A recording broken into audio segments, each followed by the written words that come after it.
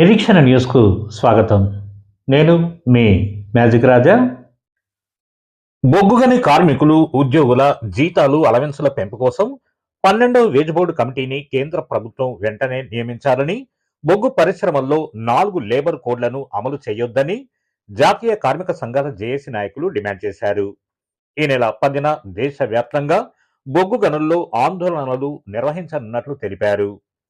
శనివారం Godavarikhani press club లో నిర్వహించిన మీడియా సమావేశంలో ఏఐటియుసి అధ్యక్షుడు వాసిరెడ్డి సీతారామయ్య, సిఐటియు ప్రధాన కార్యదర్శి తుమ్మల రాజారెడ్డి, ఐఎన్టీయూసీ నాయకులు గడ్డం కృష్ణ మాట్లాడుతూ, కార్మికులకు జూలై 1 నుంచి 12వ వేతన కాల పరిమితి ప్రారంభమైన కేంద్రం ఇప్పటి వరకు వేజ్ బోర్డు కమిటీని ఏర్పాటు చేయలేదన్నారు.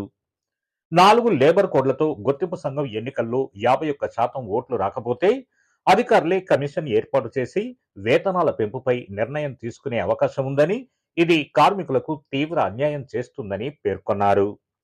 కేంద్ర ప్రభుత్వ కార్మిక వ్యతిరేక విధానాలకు నిరసనగా ఈ నెల 10న సింగరేణి వ్యాప్తంగా అన్ని జీఎం కార్యాలయాల ఎదుట ధర్నాలు నిర్వహించనున్నట్లు తెలిపారు. కార్మికులు అధిక సంఖ్యలో పాల్గొని విజయవంతం చేయాలని పిలుపునిచ్చారు. ఇంకా ఈ మీడియా సమావేశంలో ఏఐటియుసి ఉప ప్రధాన కార్యదర్శి మడియ లగౌ, కేంద్ర కార్యదర్శి కవ్వంపల్లి స్వామి, సిపిఐ రాష్ట్ర సమితి సభ్యులు గౌతమ్ గోవర్ధన్, ఏఐటియుసి బ్రాంచ్ నాయకులు దాసరి శ్రీనివాస్, బిట్టి వెంకటేశ్వర్లు, ఏవిఎస్ ప్రకాష్, రాజేశ్వరరావు, దేవయ్య, ఆఫీస్ కార్యదర్శి తొడుపునూరి రమేష్ కుమార్, సిఐటియు నాయకులు శివరామరెడ్డి, రాజమౌళి, నరహరిరావు, ప్రవీణ్, ఐఎన్టీయూసీ నాయకులు వెంకటేశ్వర్లు, రమేష్ తదితరులు పాల్గొన్నారు. బొగ్గుగని కార్మికుల 12వ వేజ్ బోర్డు జూలై 1వ తారీఖు నుండి అమల్లోకి రావాలి. కానీ ఇంతవరకు వేజ్ బోర్డు కమిటీ అనేదే కేంద్ర ప్రభుత్వం ఏర్పాటు చేయలేదు. 1973 నుండి అంటే దాదాపు 43 సంవత్సరాలుగా బొగ్గుగని కార్మికులకి 11 వేజ్ బోర్డు ద్వారా వచ్చినాయి. వేజ్ బోర్డులో కార్మిక సంఘాలు యాజమాన్యం కూర్చొని చర్చించి జీతభత్యాల విషయంలో కానీ ఇతర అలవెన్సులు ఇతర సౌకర్యాల విషయంలో ఒక అవగాహనకు వచ్చిన తర్వాత కేంద్ర ప్రభుత్వం ఆమోదం తీసుకొని దాన్ని అమల్లోకి తీసుకొచ్చడం అనేది ఆనవాయితీ. కానీ ఈసారి నరేంద్ర మోడీ ప్రభుత్వం 4 లేబర్ కోడ్లు ఏదైతే తీసుకొచ్చారో ఈ 4 లేబర్ కోడుల్లో వేజ్ బోర్డులను గెలిచినటువంటి గుర్తింపు సంఘంతో మాట్లాడాలనేది వాళ్ళు నిర్ణయిస్తూ ఉన్నారు. అంటే కోల్ ఇండియాలో కూడా ఎన్నికలు జరిపి ఏ కార్మిక సంఘం అయితే 51% తోటి గెలుస్తుందో ఆ ఒక్క కార్మిక సంఘంతో జీతాల విషయంలో ఇతర విషయాల్లో చర్చించాలనేది వాళ్ళ కోడులో ఉన్నటువంటి విషయం. కానీ భారతదేశంలో ఇంతవరకు ఏ ప్రభుత్వ రంగ పరిశ్రమలో కానీ ఏ అసెంబ్లీ పార్లమెంట్ ఎలక్షన్లో కానీ 51% రావాలనే నిబంధన ఎప్పుడూ లేదు. అసలు ఎవరికి రాదు కూడా. ఈ చట్టం తెచ్చిన నరేంద్ర మోడీ గారికి కూడా 51% రాదు. మరి ఎందుకు పెట్టాడు ఈ విధంగా అంటే కార్మిక సంఘాలే లేకుండా చేయాలి. 51% ఎవరికి రాదు కాబట్టి దాన్ని గుర్తింపు సంఘంగా కాకుండా 20% ఓట్లు వస్తే వాళ్ళని ప్రాతినిధ్య సంఘంగా గుర్తించి 1, 2, 3 యూనియన్లకి 20% వస్తే వాళ్ళతోటి కూడా అగ్రిమెంట్ చేయకుండా, ఎందుకంటే ప్రాతినిధ్య సంఘాలతోటి అగ్రిమెంట్ చేయము, గుర్తింపు సంఘంతో అగ్రిమెంట్ చేస్తామనేటువంటి దీంతో అసలు కార్మికుల యొక్క జీతాల భత్యాలు కానీ ఇతర విషయాలు కానీ కార్మిక సంఘాలతోటి చర్చించకుండా కేవలం ఏదో ఒక ఐఏఎస్ ఆఫీసరో ఎవరితోటో కమిటీ ఏర్పాటు చేసి ప్రభుత్వమే వాళ్ళు ఇష్టం వచ్చిన పద్ధతుల్లో జీతాలు పెంచి ఇంకిదే జీతాలని చెప్పడం, ఏ అలవెన్సులని చెప్పడం పద్ధతుల్లో చేయడం కొరకే కుట్ర చేస్తూ ఉన్నారు. కాబట్టి ఇవాళ భారతదేశంలో ఉన్నటువంటి 5 జాతీయ కార్మిక సంఘాలలో 4 ఒక బిఎంఎస్ ఏంటంటే వాళ్ళు కూడా ఈ విధానాన్ని వ్యతిరేకిస్తున్నారు. వాళ్ళు కూడా వేజ్ బోర్డు ఏర్పాటు చేయాలి బొగ్గనులని కోరుతున్నారు. కానీ నరేంద్ర మోడీ ప్రభుత్వానికి వ్యతిరేకంగా ఉద్యమాలు చేయడానికి వాళ్ళ అనుబంధ సంఘంగా వాళ్ళు ముందుకు రావడం లేదు తప్ప వాళ్ళకు కూడా ఇది వ్యతిరేకం అనేది తెలుసు. కార్మిక సంఘాన్ని నిర్వీర్యం చేయడానికే ఈ విధంగా పెట్టాడనేది కూడా వాళ్ళకు కూడా తెలుసు. అయినప్పటికి కూడా వాళ్ళు వాళ్ళ ప్రభుత్వ అధికారంలో ఉంది కాబట్టి దానికి వ్యతిరేకంగా చేయకుండా వాళ్ళు దీనిలో కలిసి రావడం లేదు. ఈ కలిసి వచ్చే 4 సంఘాలు ఏఐటిసి, ఐఎన్టీసీ, సిఐటి, హెచ్ఎంఎస్ ఈ 4 సంఘాలు కూడా దేశవ్యాప్తంగా రేపు 10వ తారీఖు నాడు, ఆగస్టు 10వ తారీఖు నాడు అన్ని జనరల్ మేనేజర్ల ఆఫీసులు, హెడ్ ఆఫీసుల ముందు ధర్నాలు చేసి ఈ యొక్క ప్రభుత్వానికి తెలిసే విధంగా కార్మిక వర్గాన్ని చైతన్యపరచడం కొరకు ఈ యొక్క కార్యక్రమాన్ని తీసుకోవడం జరిగింది. దానిలో భాగంగానే సింగరేణిలో రేపు ఆగస్టు 10వ తారీఖు నాడు అన్ని జనరల్ మేనేజర్ల ఆఫీసు, హెడ్ ఆఫీసు ముందు 4 జాతీయ కార్మిక సంఘాల ఆధ్వర్యంలో ధర్నాలు చేసి ప్రభుత్వానికి యాజమాన్యం ద్వారా మెమోరాండం ఇవ్వడం అనేది జరుగుతూ ఉంది.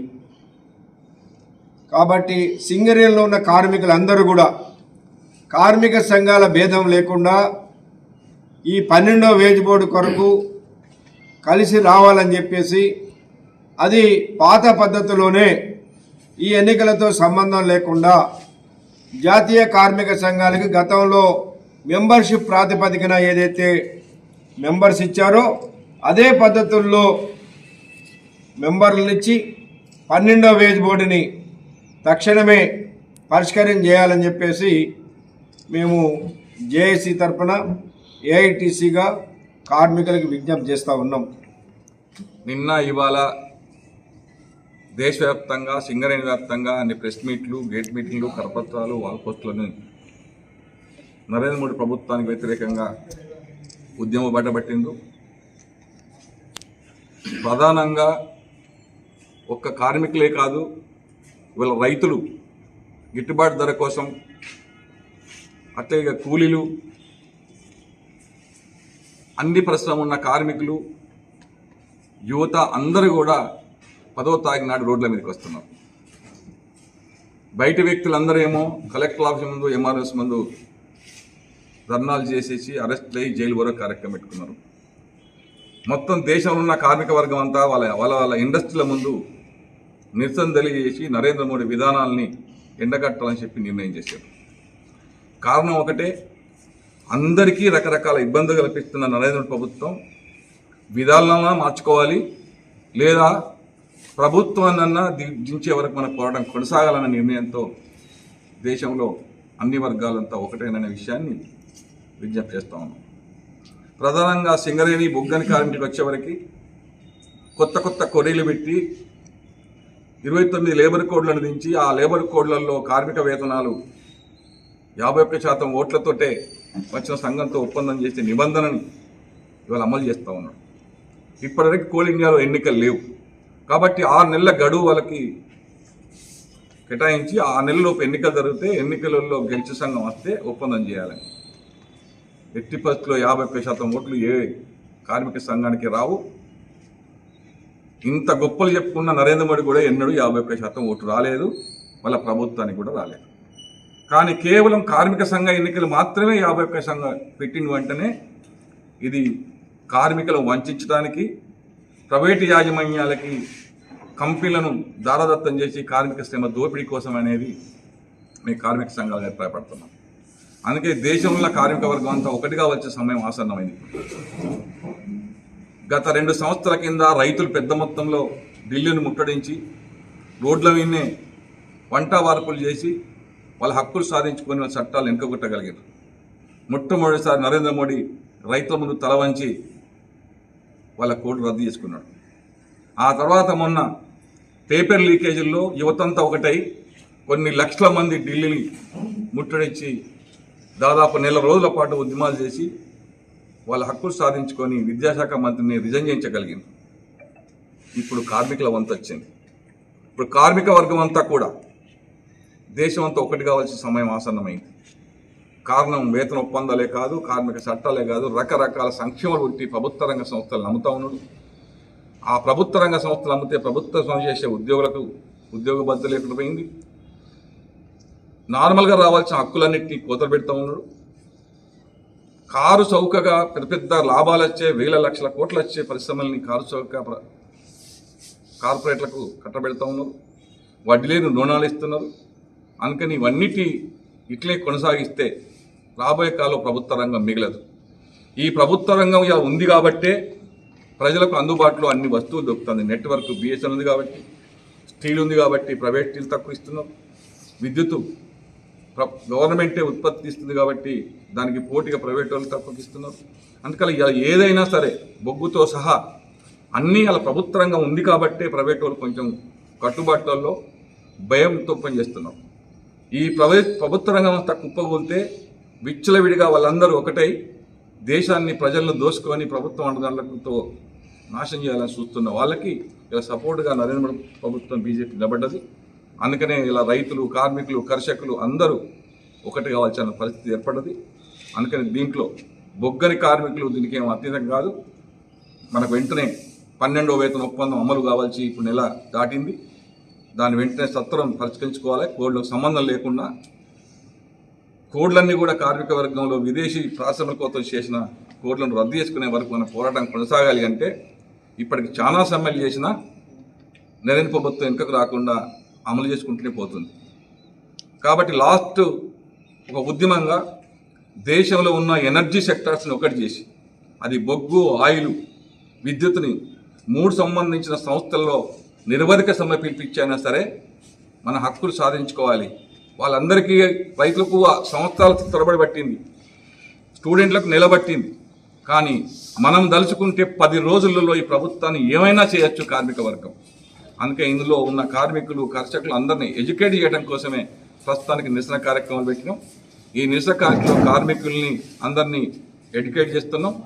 ఇంకో 2 నెలల్లో ఈ ఏవైతే పబ్లిక్ సెక్టార్స్తో పాటు ఎనర్జీ సెక్టార్స్ని ఒకటి చేసి నిరవధిక సమ్మె పిలిపించైనా సరే బొగ్గు రంగం సంబంధించిన వేతన ఒప్పందాలు కానీ, కోడ్ల రద్దు కోసం కానీ, ఇంకా మౌలికమైన సదుపాయాల కోసం, హక్కుల కోసం నిరంతరంగా జాతీయ కార్మిక సంఘాలు కార్మికుల వెంట ఉంటాయి.